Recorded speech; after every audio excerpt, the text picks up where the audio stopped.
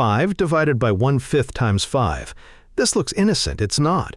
Most people get an answer so wrong it's almost impressive.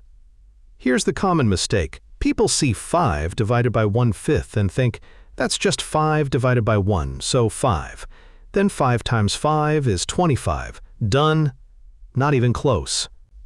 1/5 is not 1, it's a fraction. 1/5 means 1 divided by 5, and when you divide by a fraction, you multiply by its flip. 5 divided by 1/5 becomes 5 times 5, that's 25.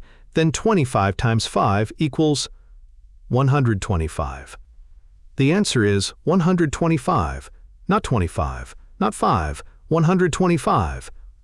Fractions break people's brains. Dividing by 1/5 means asking how many 1/5s fit into 5. That's 25 of them. Then you multiply that by 5 more. If you said 25, you were halfway there. If you said 5, we need to talk. Hit that like button, subscribe, and let me teach you how fractions actually work.